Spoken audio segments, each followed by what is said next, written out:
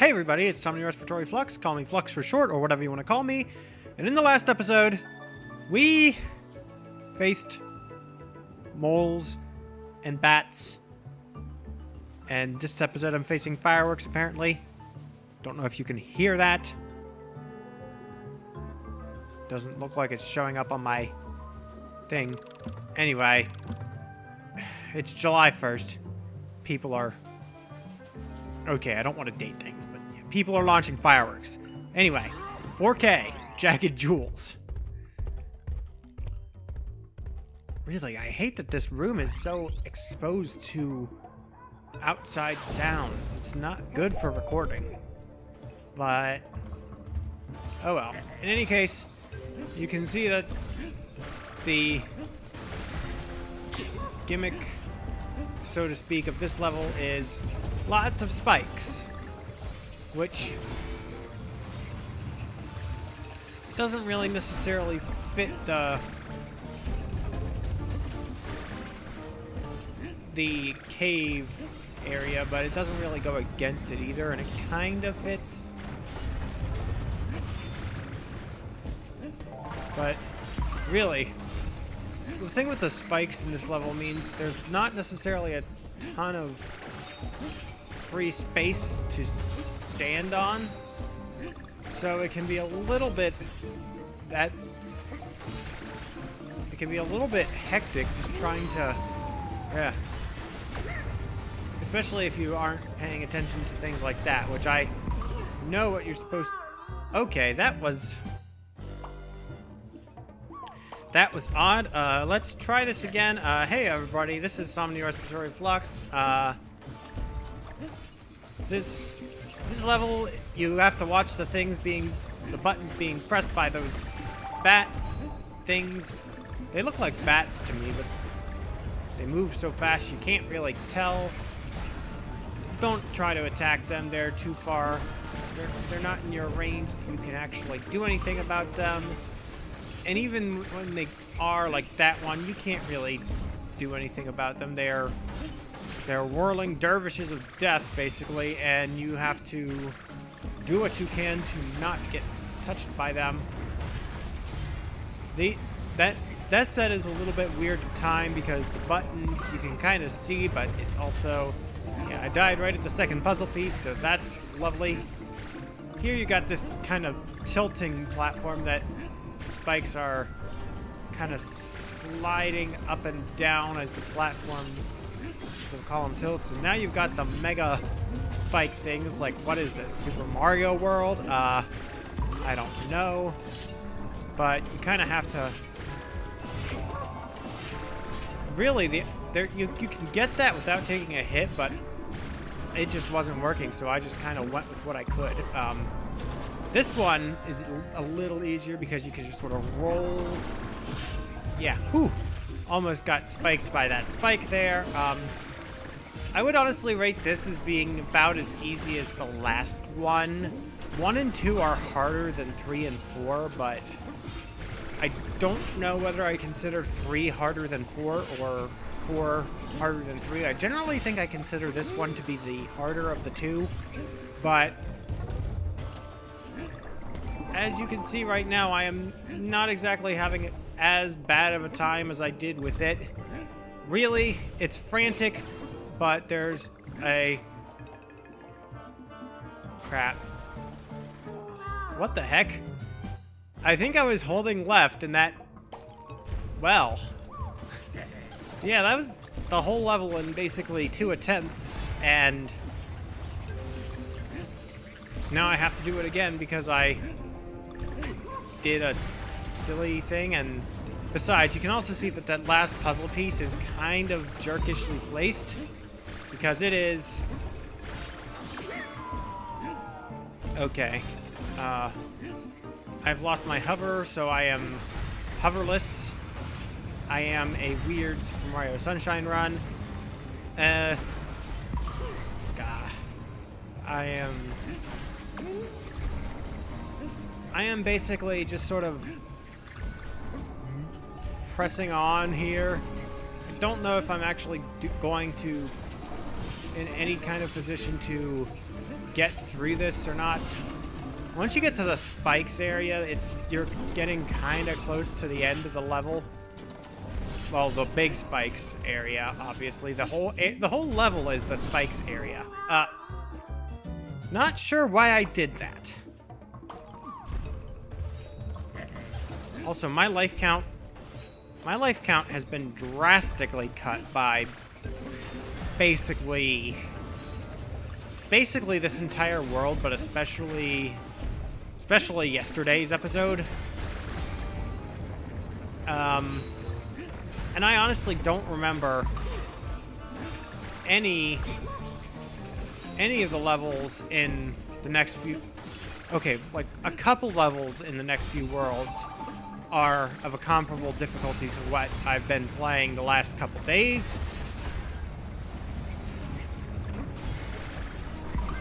But my life count is hopefully not going to stay this low. But it might, for all I know. Anyway, spike area. Okay, you can get that without taking a hit. It's just a little bit tricky to time your jump so that you jump past the spike without jumping into the spike. I'm gonna wait here because, yeah. But honestly, this is kind of a level where there's not a whole lot of safe ground to stand on. But when there is, you're usually safe to just sort of take your time there for a bit and make sure that you're jumping and your timing into the next thing is safe, which I didn't there, and I paid the price. These platforms, the spinning spikes are a little bit fast, and okay, yeah, this is kind of the thing where I think this is the ending. It's just sort of this one platform like this. But you kind of gotta... Okay.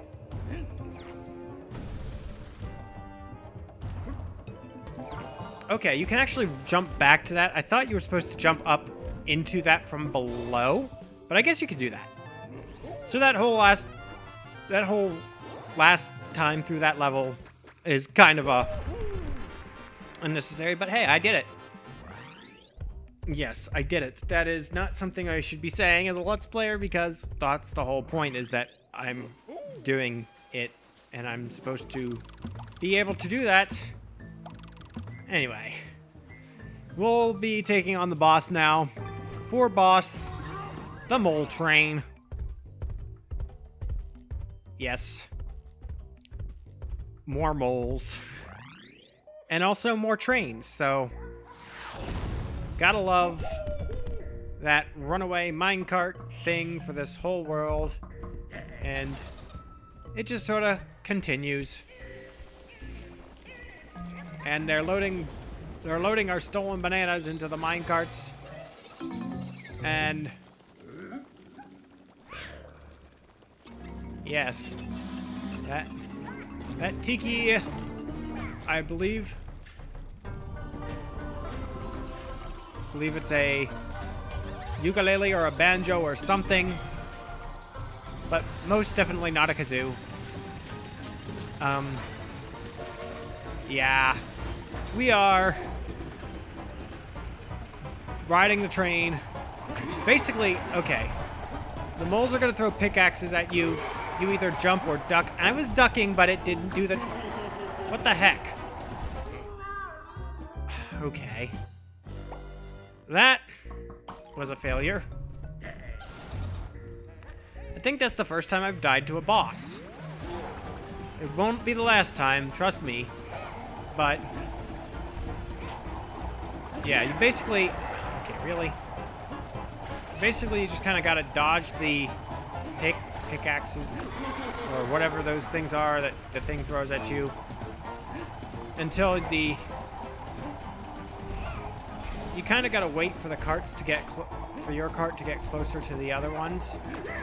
Really, you can kind of jump to it and it'll immediately do that. But if you miss, you just sort of die. And now it becomes basically literal whack-a-mole. just kind of keep jumping on the moles until they get away, and also you have to watch out for the... Okay. Also, get to the cart that the wheels are not sparking, or else you will fall into the pit. And that's basically how this boss fight goes. It's... Okay, he started throwing bombs at me there, which is a little different. But basically...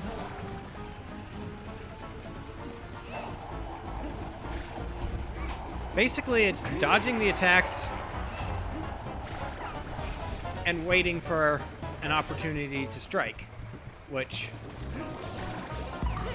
the earlier you can actually get to this phase, the better, because there's really no benefit to just letting the moles throw the axes at you for any longer than they already will.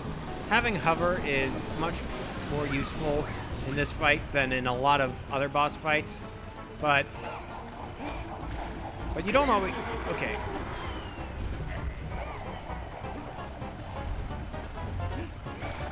You don't always have the real luxury to jump over. When you do, it's pretty helpful. And also, when the moles first dig out of the banana piles, you can get kind of speared by them. And they will also sometimes be prone to jumping back into them pretty quickly. Yeah, you can kind of just jump straight to this phase if you're good at it, but if you don't have Diddy, you can't really count on that particular luxury, which is kind of sad because it really does...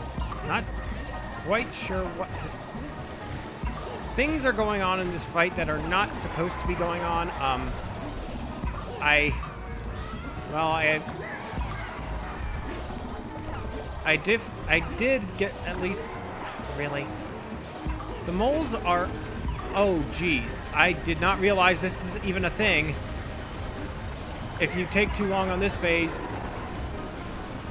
that drill train comes and happens. Oh, okay, and now here is the actual final phase of the boss fight, which is just more whack-a-mole, but with the picks thrown in.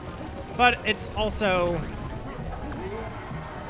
as far as I can tell, the most simple phase of the fight. Just kind of bounce on him. Yeah, it's just 4 hits on him for that, and then you pretty much destroy the train. And yeah, it's about to fall with you on it.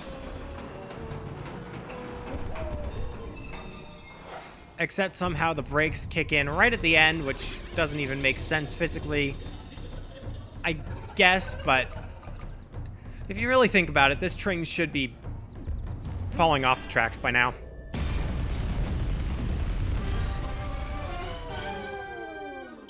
But yeah, that was quite the boss fight. 22 hits again, nice. I don't remember if I know I've gotten that for the last 3 bosses. I don't remember how many I got on the first boss. I'd have to go back and look at that video again. But yeah, that's the cave level done. And really, compared to the last few episodes, that went quite smoothly. So I guess I can start on the forest. It's level 1, Vine Valley, which was the name of a world in the original game, which is kind of cool. But yeah, it's kind of neat to actually be doing three levels in a video again, even if one of them was a boss fight and one of them was a relatively easy K level. Also, this world reminds me, like here, I like how they actually kind of, on the first level of each world, transition you into the new world theme from the previous one. See, kind of start out in the cave zone, and now you just sort of, you're up in the forest. Wow, that was empty and disappointing. No, this world, honestly, I don't know if I ever particularly think about this world outside of when I play the game. But I do think, now that I'm seeing it again, this is probably one of the better designed worlds overall in Donkey Kong Country Returns. I don't know why I say that. I just feel like the overall atmosphere is really good. Difficulty is a little bit higher than the other worlds, I would say, overall, but it's not as bad as the cave in terms of unforgiving difficulty. It's just actual, normal, typical platforming difficulty, which is, honestly, as much as I like the cave world's levels because I like the gimmicks that they use, the minecart gimmicks, and even the rocket barrel levels I like, I do like this world, I think, a little bit better just as a straight-up platformer. It just sort of, it feels like this is where the platforming world of this game really starts to take shape and actually be as good of a Donkey Kong Country game as the others were. Not that the first few worlds are bad, of course not. I actually really love the first few worlds for being the first few worlds. I know that sounds like faint praise, but I do actually mean that I like the first few worlds. I just sort of view them as the first few worlds in the game are naturally going to be a little bit lower in quality just because you come across them first and they're a little bit less, not necessarily impressive, but just a little bit less, you know, they're going to be your first impression to the game, and they're good as being a first impression and good as being levels, but they're not necessarily going to be as, the game is meant to finish strong, I think, is what I would put it as. So it doesn't necessarily start off with its best worlds, doesn't necessarily... I thought there was a little secret in there, especially because... Okay, really? I don't like that I am constantly doing areas of this, especially because I wasn't sure if I was gonna jump into this at all, this level or not, because I think my video would have been a little short without it, but it's probably going to be a little bit long with it. I don't know why I'm so worried about getting my videos to be like this certain length. I think it's... Correct me if I'm wrong, but I think that the dynamics of video length to viewer reception, if you're already established as a YouTuber, people want longer videos from you. But if you're a smaller channel, people want shorter videos that they can watch without having to put in a ton of investment before they find out whether or not, hey, this guy's a good guy, I'm gonna watch his videos more often now. I feel like that's kind of an unfair balance. Like, a lot of the bigger YouTubers are being pressed to do longer videos than they really want to or need to. Like, I see some people play, oh, I want your videos to be an hour long on major YouTube channels. Also, this is what I was seeing. It's actually just a thing to blast to, but there's no floor to stand on. There's not. So, yeah. But yeah, no. It's people want longer videos from YouTubers that they know that they will enjoy watching for a long time, but Okay, also that thing is going to try to eat you if you hold on to the vine for too long, because that's not a vine, that is a tongue. That is honestly a little bit unsettling, that it's just sort of like that.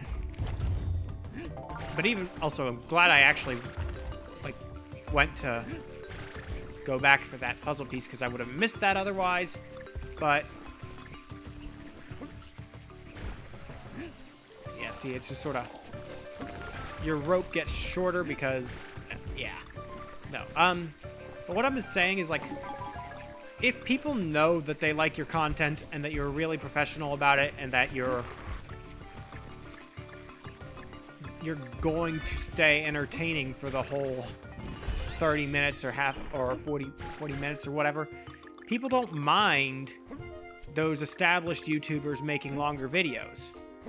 Honestly, I kind of do, like, unless it's like a very specific type of game where it's otherwise not going to work to split up the videos into shorter chunks.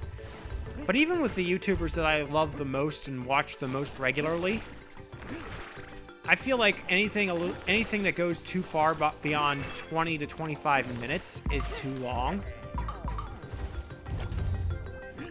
And unless, of course, it's like a specific game where you really can't get any shorter than that. But I feel like once the video starts to get up to a half an hour, like aside from specific ones that are going for longer than others, also that's a little tricky. Wow, I missed 2 puzzle pieces. Yeah, like, right now I'm getting up to around 22 minutes, unless I decide to cut out or speed up some footage. And I have to go through this again, but with squawks and with just showing that, I actually have to go back to the previous world to see Cranky to buy squawks, because you can't get to Cranky's. Actually won't get much further than this. Cranky, I already got further than this. Also, I think I like in Tropical Freeze in the shop, you can buy multiple things of one item at the same time rather than having to press A or 2 or whatever over and over. But I feel like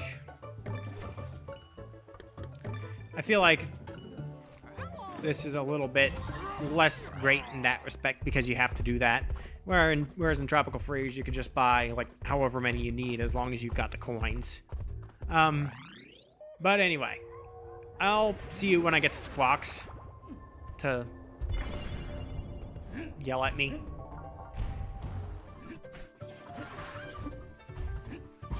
Ah! That is actually a sneaky way to put a secret. You gotta jump to this vine here and climb up to the top of it. I did remember something like that happening somewhere in the forest, but I didn't realize it was here. Also, when you're in the bonus areas, like with the bonus room things like this, and Squawks is with you, he will be squawking constantly, which is kind of funny, kind of annoying. But yep, there you go. If I had fallen down there, that would have been the saddest thing to ever sad. Oh, well then.